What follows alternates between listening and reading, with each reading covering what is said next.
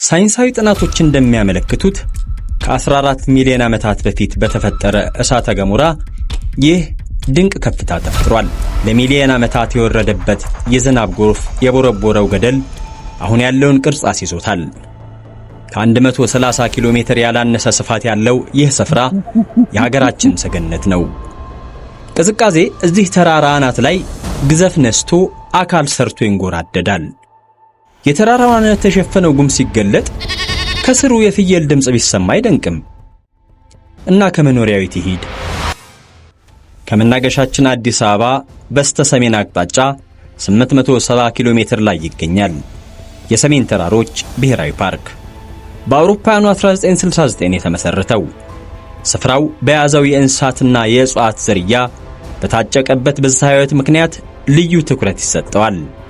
የፓርኩ ጽሕፈት ቤት ካለበት የደባርቅ ከተማ ትኬት ቆርጦ የ4620 ሜትር ከፍታው ጉዞ ይጀምራል። የፓርኩን መግቢያ ኬላ አልፈው ወደ ሳንቃ በር ያቀናሉ። ብርቅዬዎቹ የኢትዮጵያ ብቻ ሀብት የሆኑ አጥቢ እንስሳት ጭላዳ ዝንጀሮ፣ ቀይ ቀበሮና ዋሊያ አይቤክስ ሌሎችንም ጨምሮ እዚህ ከትመዋል። የብርቅዬ አዕዋፋት መናኸሪያ ነው።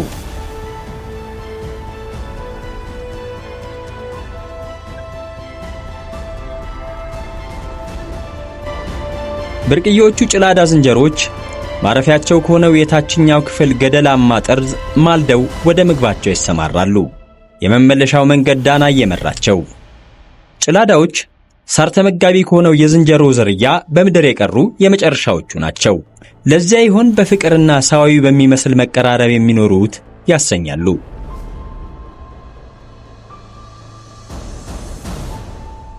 ከዚህም ሌላ ጭላዳዎች ብዙ ድምጽ በማውጣትና በመጫጫህ መግባባት መቻላቸው ከሌላው ዝርያ ይለያቸዋል። አንዳንዴ በተለያየ ድምጽ ሲጫጫሁ ምን እየተባባሉ ይሆን ያሰኛሉ።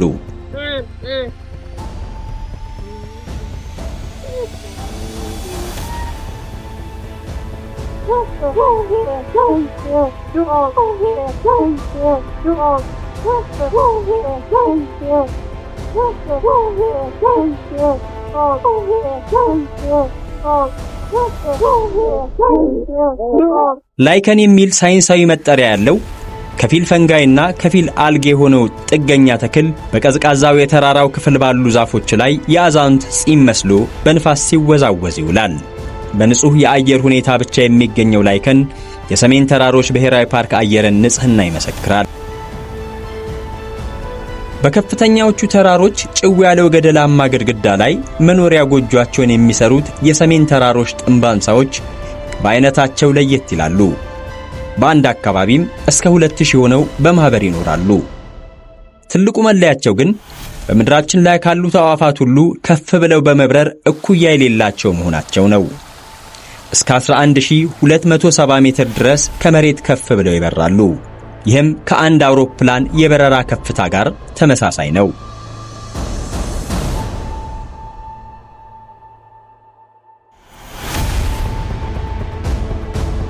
በከፍታ ውስጥ ያለውን የአየር መሳሳት ተቋቁመው የሚበሩበት ሳምባ በተፈጥሮ ተላብሰዋል። እስከ 9 ኪሎ ሜትር የሚመዝነው ክብደታቸው በጥንባንሳ ዝርያ ውስጥ ግዙፍ ያደርጋቸዋል። ቀጥ ብሎ የሚዘረጋው ክንፋቸው ከጫፍ ጫፍ እስከ 2.4 ሜትር ይደርሳል። ይህ በሳይንሳዊ መጠሪያው ሩፐልስ ግሪፎን ቮልቸር የተባለ የጥንባንሳ ዝርያን ጨምሮ በሰሜን ተራሮች ብሔራዊ ፓርክ የሚገኙት ብርቅዬዎቹ ቀይ ቀበሮ፣ ጭላዳ ዝንጀሮና ዋሊያ አይቤክስ በሳይንሳዊ ስማቸው ላይ ሩፐልስ የሚል ቅጥያ አላቸው። የዚህ መነሻ ምክንያት በ1830ዎቹ መጀመሪያ ሰሜን ተራሮች ብሔራዊ ፓርክን የጎበኘውና እነዚህን ብርቅዬዎች ለዓለም ያስተዋወቀው ጀርመናዊ የተፈጥሮ ጥናት ባለሙያና ተመራማሪ ዊልሄልም ፒተር ሲሞን ሩፐል መሆኑ ነው። የሩፐል ጥንባንሳ አድኖ የማይመገብ በመሆኑ የሞቱ እንስሳት ፍለጋ በከፍታና በዝቅታ ይበራል። ስል የሆነው አይኑም ለዚህ ይረዳዋል። ግዳይ ሲቀና ምንም እንኳን ቀድሞ የደረሱ ቢኖሩም ዋናው ሲመጣ የሚገዳደር የለም።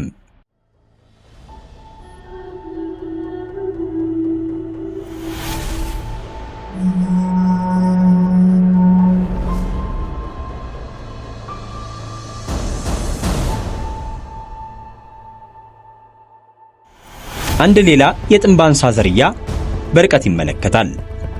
የሌሎቹ መራኮት ብዙም ቀልቡን አይስበውም። የእርሱ ትኩረት ስጋው አይደለም። 90% ምግቡ አጥንት ነው። ተረጋግቶ የስጋውን ማለቅ ይጠብቃል። ሀገርኛ ስሙ ቅልጥም ሰባሪ ነው። ከጫፍ እስከ ጫፍ 3 ሜትር ርዝመት ያለው ክንፉን ዘርግቶ ይጠጋል። ሌሎች በስጋው ሲጣሉም ራቅ ብሎ ያያል። ስጋው አልቆ ሌሎች ሲሄዱ የእርሱ ተራ ይደርሳል።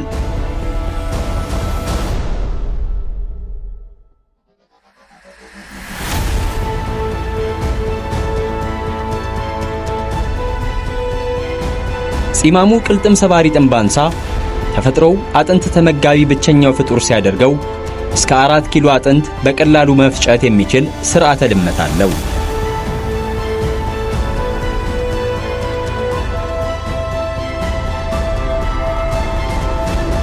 የብርቅዬ እንስሳትና እጽዋት መገኛ የሆነው የሰሜን ተራሮች ብሔራዊ ፓርክ ከያዛቸው ብርቅዬዎች አንዷ ምናልባትም ብዙዎቻችን ብናገኛት ልንገድላት የምንቻኮልላት የአይጠ መጎጥ ዝርያ በሳይንሱ አቢሲኒያን ግራፍራት ናት።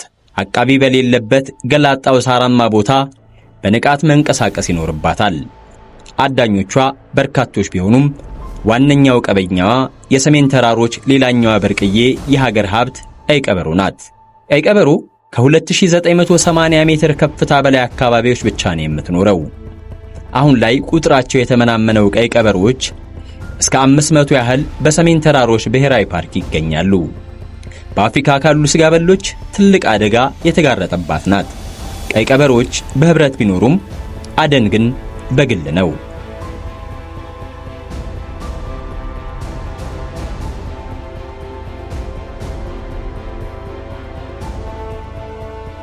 በየአቅጣጫ የሚታየው የከፍታው መጠን ሲጨምር ብዛቱ የሚጨምረው ጅብራም የተራራማ ውበት ሌላ ገጽታ ነው። አንዳንዴ እስከ 8 ሜትር ርዝመት ያለው ጅብራ ሊታይ ይችላል። ጥቅጥቅ ብሎ የሚወጣው አበባ ደግሞ የአበባ ማር ፈላጊ ብርቅያው አፍ ቀለብ ነው። በተራራው የተለየ አቅጣጫ ሲጓዙ የሚታየው ጉም ገጽን በቀዝቃዛ ልስላሴ ይዳስሳል። ልስላሴው የቁርም ምንጭ ነው። አጥንት ድረስ የሚገባ ውርጭ ስፍራውን ይሞላዋል። ከባህር ወለል በላይ 4620 ሜትር ከፍታ ያለው ራስ ዳሸን የሰሜን ተራሮች ብሔራዊ ፓርክ አናት ነው። ከ4000 ሜትር ከፍታ ጀምሮ ደግሞ ሌላ የሀገር ሀብት ብርቅዬ የተፈጥሮ ስጦታ ይገኛል። እንደ ቀንዱ የኩራት ዘውድ የሆነን ዋሊያ አይቤክስ። ዋሊያዎች እስከ 4570 ሜትር ከፍታ ድረስ ወደ ላይ ይወጣሉ። ዝርያቸው እየጠፋ ካሉት ብርቅዬ እንስሳትም ተጠቃሽ ናቸው። የሰሜን ተራሮች ብሔራዊ ፓርክ በአውሮፓውያኑ 1978 በዩኔስኮ ሲመዘገብም ዋነኛ ዓላማው ዋሊያንና ብርቅያው አፋቱን እንዲሁም እጽዋቱን መጠበቅ ነበር። አሁን ቁጥራቸው 500 ደርሷል። አስፈሪው ገደል ከክፉ ጠላት ርቀው መኖሪያቸው ነው። እስከ 1 ሜትር የሚረዝመው ቀንዳቸው ልዩ ጌጣቸው ነው። እያንዳንዱ ክርክርም የኖሩበትን ዘመን አንድ በአንድ ያመለክታል። በአፍሪካዊ የውሃ ሰገነት በታላቁ የኢትዮጵያ ከፍታ በብርቅዬዎቹ መንደር ሰሜን ተራሮች ብሔራዊ ፓርክ ሕይወት እንደቀጠለ ነው። ጭላዳዎቹ መቅሰስ እያደረሱ ነው። ወደ የበዓታቸው ወደ ገደል ጥግ ለአዳር ያዘግማሉ። እስከዚያው ግን ትንሽ ጨዋታና ፈንጠዝያ ማን ይጠላል? የዛሬው ድርሳነ ኢትዮጵያ እንግዶች ስለነበሩ ተደስተናል። ሲነጋ ሌላ የፈንጠዝያ ቀን ተመኘንላቸው።